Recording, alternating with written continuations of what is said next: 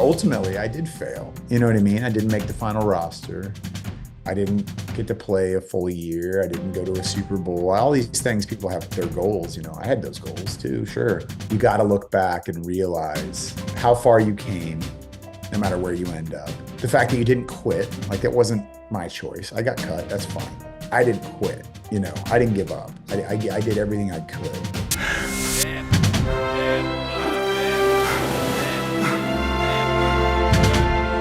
Welcome to Mindset Lessons from the Field. I'm Gina Cazazza, the author of the upcoming memoir, Training with the SEAL. Today's guest, aside from Coach Mack, was the first person I wanted on the show.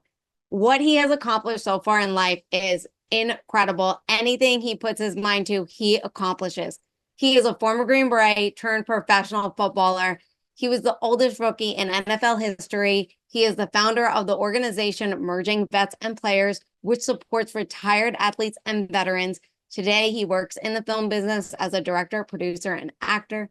Ladies and gentlemen, I finally got him on my show. Nate Boyer. Nate, thank you so much for being on the show. Of course. Thanks, Gina. Appreciate you having me on. I'm so excited. So you were the first person that came to my mind when I started this podcast. So it's a real honor to have you here. And I know I have you for a limited time, so I'm going to dive right into it. And I want to start with your childhood.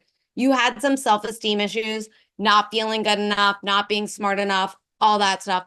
What happened that changed your mindset from I'm not good enough, I'm not smart enough to the I can accomplish anything? I think probably accomplishing some little things first. I was always a big dreamer, even as a kid. I wanted to, change the world, and I wanted to be a, professional athlete, and I wanted to be a hero, and I wanted to be all these things. But I didn't really believe they're possible for me, because I just was like, well, who am I? I'm nobody special. I'm nothing. So I didn't even work towards that at all. I didn't even try to do much of anything. I mean, it's not completely true, but it's not like I didn't work. I got jobs and I played high school sports and I did things, but I didn't truly believe greatness was possible. After high school, I worked on a fishing boat for a little while, and then moved up to Los Angeles back when I was 19 with an interest in film and TV, and took some acting classes, but still didn't really apply myself, didn't really go for it. I think we often make a lot of excuses internally, and so we don't really fully pursue things. We don't really put ourselves out there, because we're like, well, if I do that and then I also fail, I won't even have an excuse as to why. But if I kind of half-ass it, then I can just make excuses. So that's sort of how I was. And then I eventually, I started traveling a bit. I would save my money up and go backpacking somewhere. And I ended up doing some relief work in the Darfur. And it was that time at 23 that I knew I wanted to join the Army. I knew I wanted to be a Green Beret, and I wanted to serve my country. And so I came back to the States and signed up for, the 18 X-ray program, and did that. And it all kind of began with that trip, going over there, what seemed like an impossible trip to a sort of a war-torn country in East Chad and Western Sudan, a war-torn region of those countries anyway, called the Darfur, and volunteering at the refugee camps after I was told, you don't have a college degree, you don't have any special skills, like you're not going to be able to do anything. And then I still just went anyway. And once I got there, I was able to help. I was able to volunteer for a couple of months. And like, I think that was a big switch for me. It was like, all right, not only was I doubting this was possible, people were also telling me, you can't do that. That's not the way it goes. It's not the way it works. But then I just bought a plane ticket and talked my way into it over there. And it really wasn't that hard. It was dangerous and crazy and kind of stupid, but the actual doing of it was not that complicated. I was overcomplicating it in my head, and I think other people were too. And just the fact that I made it happen, it was a small victory, I think. I talked a second ago about those little things first before you can accomplish the big things. And it was like, okay, well, if I can do this, I can do the next thing. And, and that carried over into the Army, and it was like, just get through basic training and then airborne school. And if I can just get through that, and if I can just not quit today, I'll quit tomorrow. And then, you kind of, all of a sudden you're in special forces selection, and then you're finishing it, and you're in the Q course, and then you're earning a Green Beret, and like all these things are happening, and you're still kind of that same person who's like, I don't deserve this, or I'm not good enough, but I'm here doing it. I'm an imposter or whatever, but you're still like in it. And so I think that that's the biggest thing. Starts it, and it's it didn't really switch for me until early 20s. So my whole childhood, I didn't feel this way, you know. But now I'm just like, all right, if I'm interested in something, I don't care how crazy it is. I'm just going to check it out and try it and learn about it a little bit. And then if I'm interested, I'll go dip my toes in it. And then if I like it, I'll just go for it as big as I can possibly do it. And we'll see where I land. That's awesome. Yeah. Yeah. That's incredible. I want to talk about when you went through the pipeline. Your class, I believe, was 140 when you started, and then it was like 11 finished. Is that Yeah, accurate? well, those are the ones that were like me. So there were people from the conventional army or the regular army or whatever you want to call it who had already been in. Most of them had deployed. There were a lot of them in combat arms units, you know, Rangers and infantry and airborne and all this stuff. They went out to selection and they had a much higher completion rate.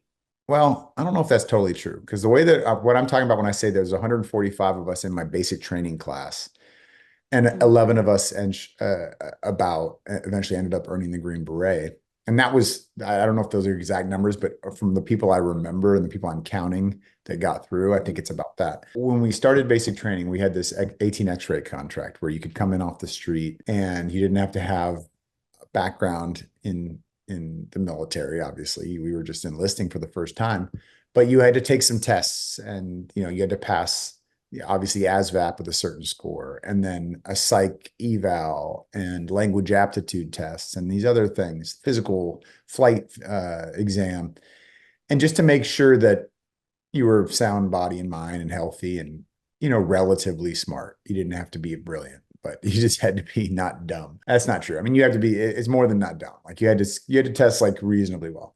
So then you get this contract that says, okay, after basic training, you go to airborne school. When you complete airborne school, you'll go to a preparatory course for selection, which is 4 weeks long, which in some ways was harder than selection. And then you go to special forces selection and then you start the Q course. So that number, those 145, there was that many people in my basic training class that had in my basic training company, because there's 200 or so in a basic training company, 50 in four separate platoons, and then you're broken down into squads and all kinds of stuff. So I think pretty much everybody, all but a few of the people in my platoon had this 18 X-ray contract, and that was the same with two of the other platoons out of the four. We went to basic training, and almost everybody went through that. There was a couple people that somehow got out of the army. I'm not sure how that all works, but some sort of an injury or they were claiming something. I don't know. And so they got out. And then there was people in airborne school that, didn't want to jump out of planes, turns out. They were like, oh, no, I don't want to do that. So I'm good with where I'm at. Just army, send me wherever you want me. But most people went through airborne. And then we went to SOPC, Special Operations Preparatory Course. And there was a lot of weeding out of people there because it was very hard.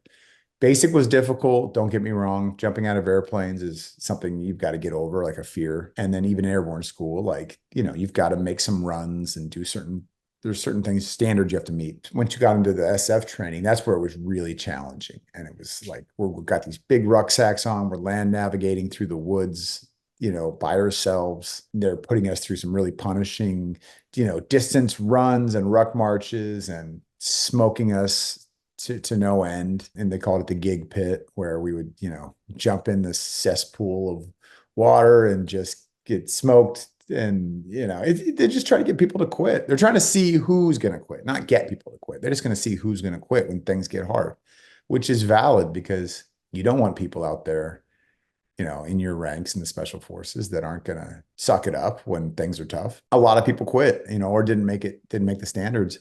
And then we go off to special forces selection, and that's also very challenging. And then you're connecting with the regular army guys, the active duty enlisted folks and officers who already had served, right? And so once we all got to selection, I actually might argue that the 18 X-rays, which was the group I was a part of, had just as good of a shot, if not in some ways were maybe a little more prepared because the ones who had gotten through basic airborne and SOPSI and now to this special, we've been just in some difficult training for the last 21 weeks or whatever. So basically 5 months of just, you know, getting yelled at and run through the ringer. And not that those people that were joining us hadn't been to basic and airborne school. Of course they had, but it'd been a while ago. Some of them hadn't gone to airborne school, but it'd been a while ago. And so it's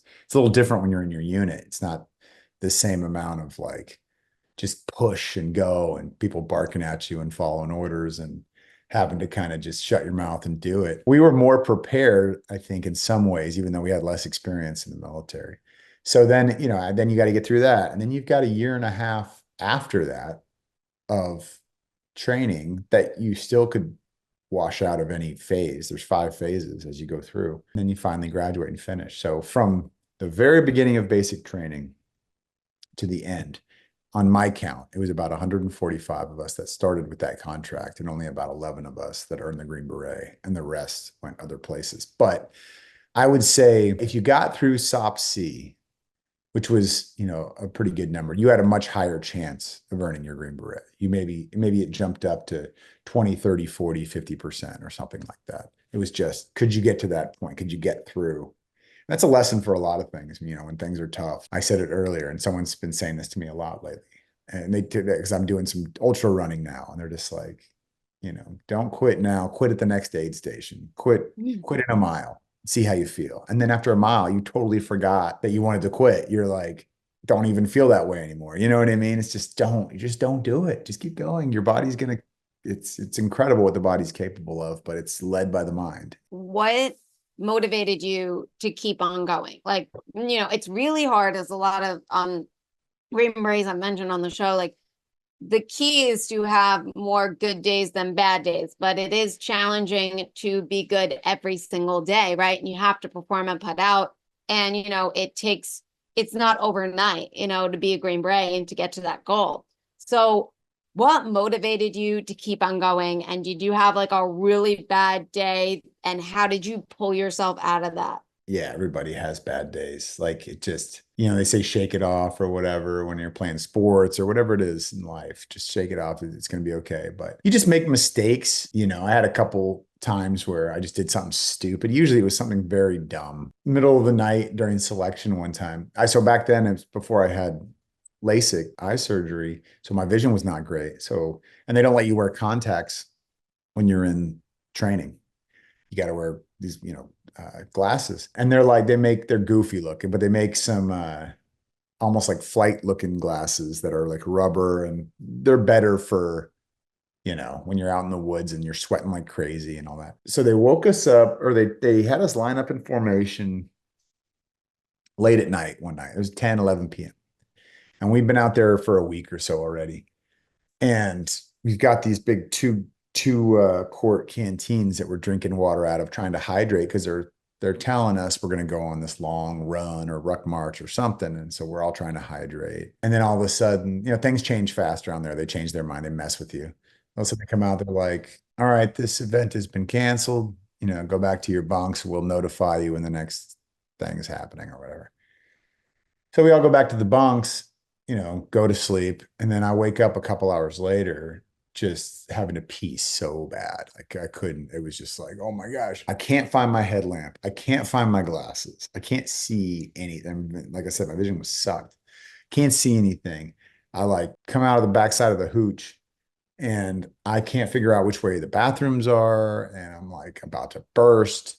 And obviously we're out there, we're on base, but we're in these tents.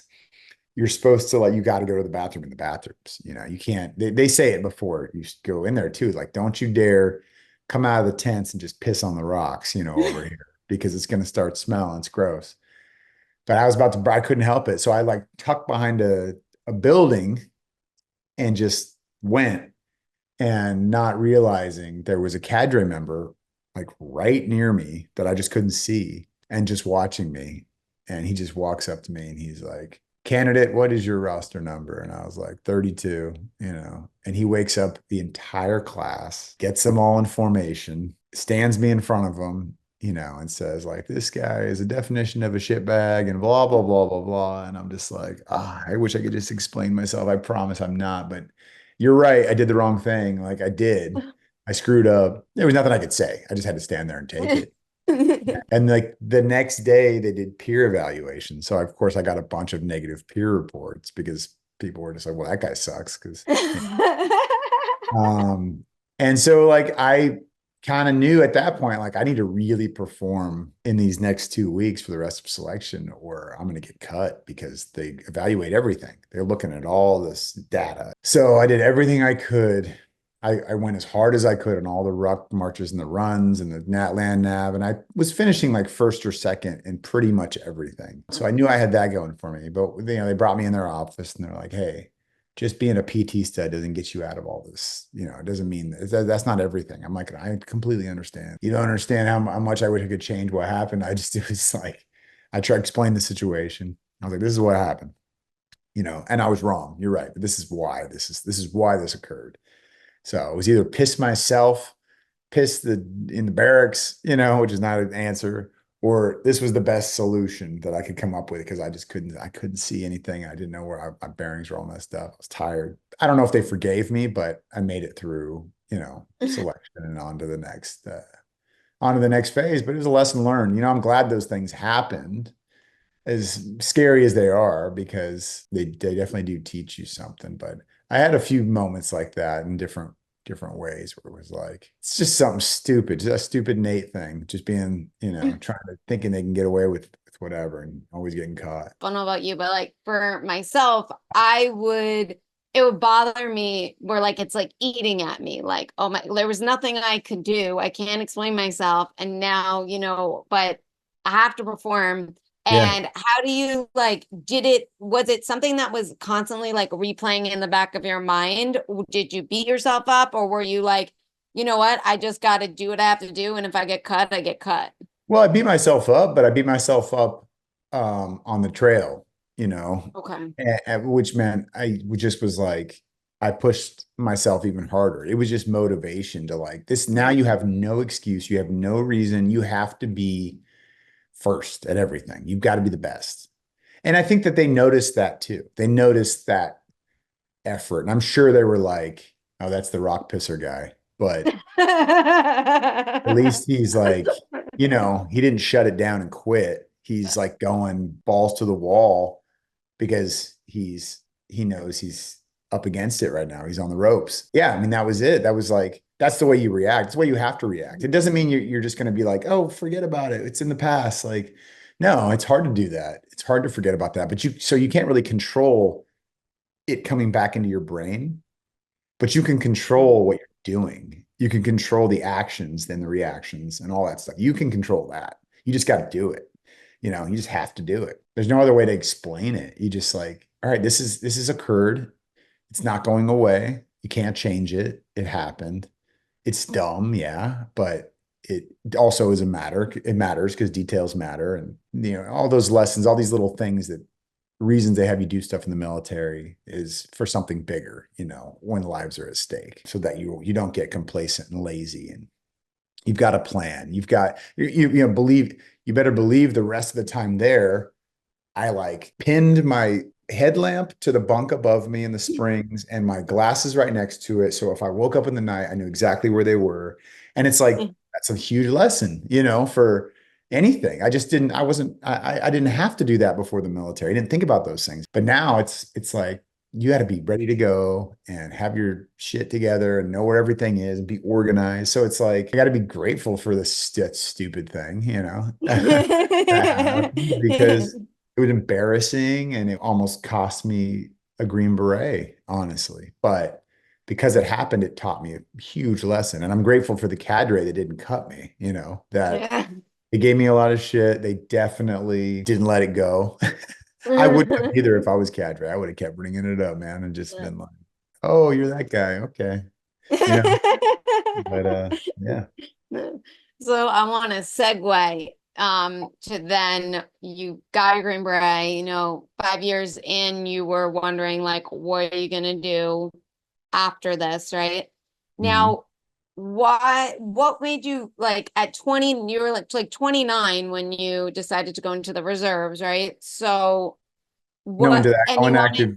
So I transitioned to the National Guard from you active. transitioned to the National Guard. You decided I'm gonna should go for a football. I'm gonna go for football, right? And it's just Yeah. like you've never played organized football before. You got a lot stacked against you in terms of what people say about you, short, not fast, all that stuff. Then you decide, you know what, I'm gonna give this a shot. I like playing, I want to go. What all of a sudden had you have like go from like I have zero. It was like being a Green Beret. Like it's like I have zero. I just did this. I did that other thing. I'm doing these little things, and then it's like I have zero doubts that I'm not making it right now. Like I know I'm going to go in. And then did you go for the long snapper because that was the opening that was there, or you would have chose any position if there was an opening? Like what made you go for that?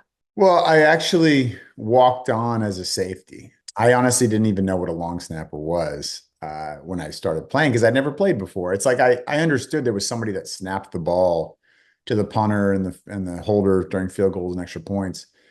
But I thought it was just the center, and he just snapped it longer. I didn't realize that was a whole position. When I went out for the team, like you said, I was not fast, I was not big, I was old, but I was in good condition in the military. I had a lot of endurance, and I went hard on every play, and that was valuable to the team as far as, well, this guy will be a practice squad scout teamer who can prepare our players for the game because he's going to go hard in practice. And yeah, maybe he'll never actually play, especially safety, which is a defensive back for people that don't know. But at least he's going to go hard. And so I did that whole first year. I just was on the scout team. I got to dress for home games, and I got to run down on kickoff one game when we were blowing somebody out. But I wasn't like a real player. I don't know, that's not fair. I just wasn't a starter, and I wanted to be. I wanted to play. I wanted to play meaningful snaps. There was an expectation because I was 10 years older than the other freshmen, and I'd been to war and done these different things that I should be a leader and vocal in the locker room. I didn't feel as comfortable doing that if I wasn't playing, for me to be kind of rallying the troops and then they're going to battle and I'm standing on the sideline. I didn't like that.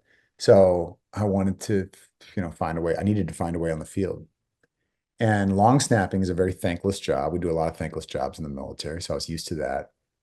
It's also like a specific skill where it's like shooting free throws in basketball. It's the same every time. It's always a 15-yard snap to the punter or an 8-yard snap to the holder for field goals and extra points. It's the same distance. It's the same target. It's the same, no matter where you are on the field. The difference is the situation, the beginning of the game, where it's not a close game or it's not an intense moment. You're not going to feel the same nervousness that you do when you're you're backed up at your own goal line, and there's a minute left, and the punter's got to get a good punt off so they're not in field goal range. So then, yeah, it's the same snap, which is helpful to remember. It's just the same, but also like you're feeling, the moment, you're feeling these things, the audience, the crowd, they're either booing you or whatever it is, trying to make you mess up. And the other team is too. And there's all these things that you have to like focus through. The military prepared me for that because when I was learning to shoot a pistol, for instance, I had to just focus on stance, grip, sight picture, trigger squeeze, all these little things that if you just perfect those little details, then the result is usually pretty good. Like it's never going to be perfect, but aim small, miss small. These are the things they taught us. Slow is smooth, smooth is fast. So don't rush things or don't do it too out of control. Like keep everything contained, but still be powerful, be strong, do it the best you can. And that all translated to football, especially to long snapping. It was like the same stance every time, the same grip on that ball, the same motion when I snap it. it was just relatable. It was a relatable skill. And even though I wasn't a great football player, I became a great snapper because it was those little pieces pretty contained. And I never shot a pistol before I went to the military, and I became a pretty good pistol shot. Same reason. It was just like, these are things that I can kind of learn one by one. I don't have to be a great athlete. I mean, look at the guy in the Olympics who just won the silver from Turkey. You know, these guys have all this fancy gear. The guy with the pistol shooter, and he was out there with his hand in his pocket and a pistol and a pair of glasses, and he won the silver medal because, you know, it's not about the pure athleticism. It was just the focus, and he probably had great fundamentals, you know, and technique and all these things that he had learned, and focus, great focus. So same with this.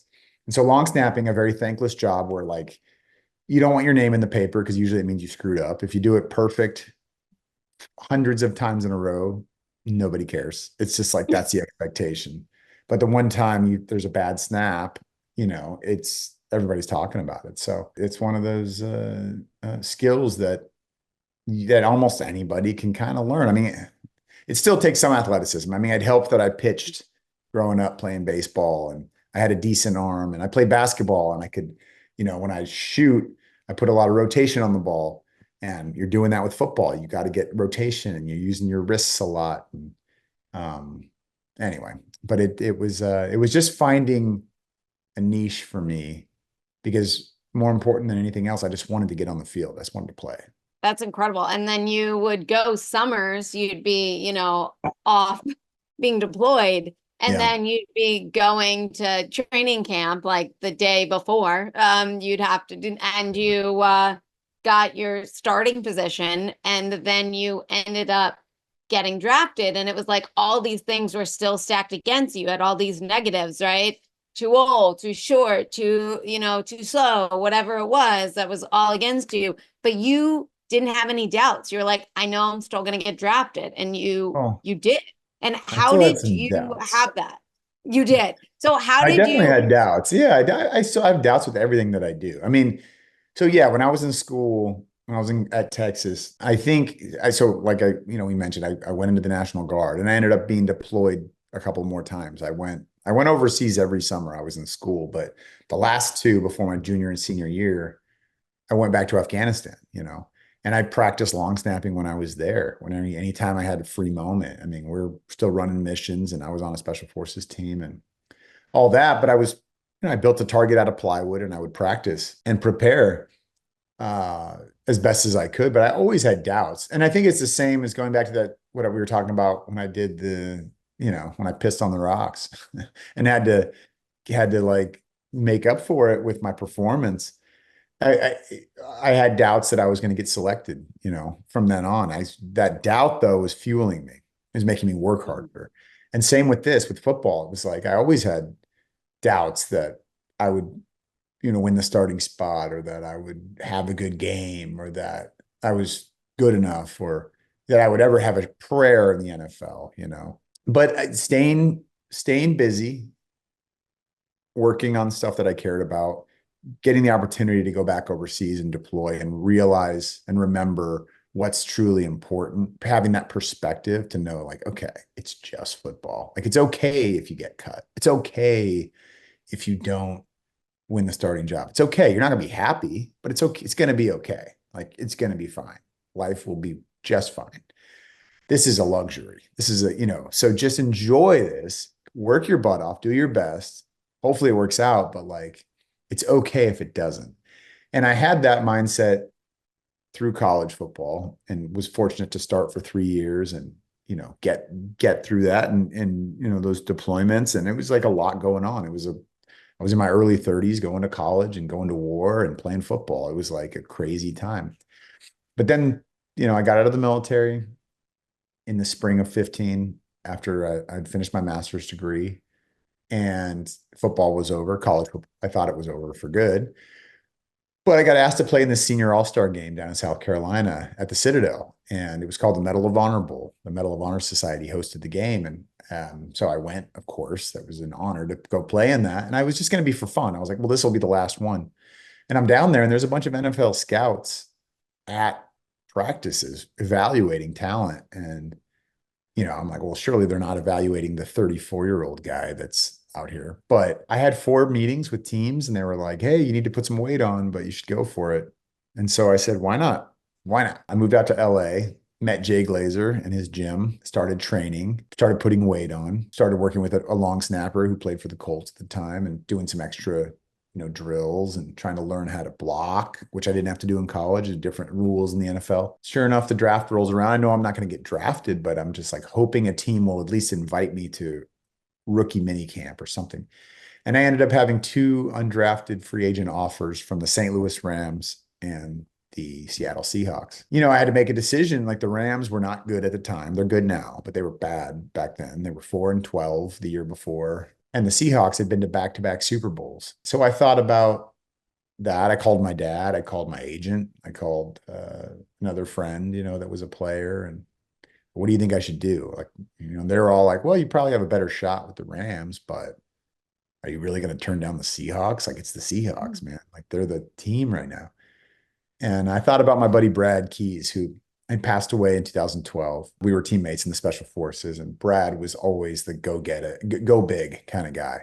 He was one of those people that would encourage me to go to a place like Texas and not to a small college or something. Like, just go big. Like, if you don't make it, who cares? But you'll regret it if you didn't go all in. I know who you are, Nate. And so I said, guy, okay, I gotta do it. I gotta go to Seattle. So I did. And, I was up there for 5 months, played for Pete Carroll. So I was very lucky to have Mac Brown in college and Pete Carroll in the pros be my coaches, 2 legendary national championship coaches. And Pete was a Super Bowl winner as well. I got through OTAs and mini camp and training camp, and then the preseason. I get to play in one preseason game, and it was amazing just to get to play, run out of the tunnel with that American flag, lead the team out. I played the whole second half. I did great. It was against the Broncos and Peyton Manning's final year. And so then on my sideline, it's Russell Wilson and Richard Sherman and Marshawn Lynch and just these legends, these NFL legends that a bunch of them will be Hall of Famers. And it was cool to be a part of that and play in that game. And, it meant a lot, but I got cut 3 days later, and that's how it goes. Ultimately I did fail. You know what I mean? I didn't make the final roster. I didn't get to play a full year. I didn't go to a Super Bowl. All these things, people have their goals. I had those goals too. Sure. You got to look back and realize how far you came, no matter where you end up. The fact that you didn't quit, like that wasn't my choice. I got cut. That's fine. I didn't quit. I didn't give up. I did everything I could. I did the best that I could. I went as hard as I could. I didn't always make the best decision, but I rebounded from that, and I just didn't give up. And like, that's the lesson in that. And you look back on it and you're like, I'm not even a good athlete.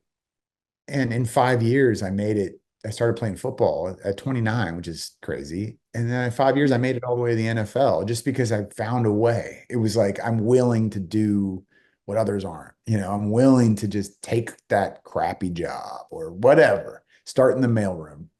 It's just you got to have that humility, the willingness to just put yourself out there, as embarrassing as it may be, and realize that at some point you're going to fail and people might laugh or be like, yeah, I knew he was a Joe. He wasn't actually good enough, Okay, great. I'm sure the people that are saying those things will never try anything in their life. And that's fine. If that's what they want to do, that's how they want to live their life. Let them live their life that way. But I can't let those voices dictate my choices. You know what I mean? Yeah, yeah. And the final question for you for ending of the show that I ask everybody is, what can we do on a daily basis to strengthen our mindset, get mentally stronger? Get physically stronger, push yourself physically too. I think that's a big, I think people, no matter what shape you're in, I don't care if you're 400 pounds and you hate yourself, get moving, just do something, just try, because it will make you mentally stronger by doing that. And your brain is really the one that's doing that, that's choosing that. So if you can reprogram or retrain your brain to understand that, like, this is important. I mean, I think that's a huge thing. You're not going to get rid of that voice. Well, maybe you are, but I have not been able to get rid of that voice in my head that tells me I suck or that I'm, just not the right person. That's not going away. So I've learned to live with that voice, and I acknowledge it, and I understand that it's also not me. It's just a voice in my head. That's fine. It also motivates me because I love to prove that voice wrong. I mean, some people, they need to, everybody's different. Some people, it's like, I got to be on a strict regimen. They got to get up at 5 a.m. and do this thing, do that thing. And it's like, I eat the same thing every day. I do it. And that's fine for some people. That's what they need to kind of get. I don't need that. I don't like that. I like sleeping. I like getting rest. I need to get rest. I don't even do it enough. And I'm a night owl. I work late. I'll be up writing because I like to write, and I want to make movies. And this is what I'm doing now. And so I'll be up late doing that. I like to go out and have fun too. But I think, yeah, you need balance. You definitely need balance in your life to do all the things. You need to have fun. You need to be healthy most of the time, but sometimes it's okay to be a little unhealthy and just enjoy some stuff. But I'm big on 5 or 6 days a week. You gotta move. You gotta exercise. You have to challenge yourself, challenge your body, because it challenges your mind. Like my best thinking, I don't run with headphones in or work out with headphones in. I don't like that. Sometimes I'll lift with headphones in if it's an annoying space where there's people and I can't focus. But it's really to block that out. It's not because I need motivation. And when I go on a run, I don't put that stuff in. I like to be out there with my thoughts and with nature and with traffic or whatever you are, and experiencing that. And I'll do some of my best thinking when I'm pushing myself to the max that I'm able to. And it opens up when I'm struggling with something, or I don't feel good, or I'm just like, I'm having an issue or whatever that is. Feeling those feelings we don't love, the ones we hate the most: jealousy, guilt, insecurity, anger, whatever it is. And then I go just, punish myself physically a little bit on a run. I feel so much better mentally, and I process whatever's going on while I'm doing it, and I just like, all right, what is really going on here? What are you really upset about? Or what are you really sad about? Or what are you really insecure about? Or whatever it is. It usually kind of works itself out as I'm working out. So I think that's a really important thing that for our physical and mental health that we have to do. Thank you so much. And thank you, Nate, for being on the show. It's been an absolute pleasure chatting with you. Thank you, Gina. I appreciate it. Thank you, everyone that's listening. Please like, share, comment, subscribe, give us a rating, become a Patreon member so you get access to our bonus episodes that only our Patreon members get. And tune in next week for our next episode.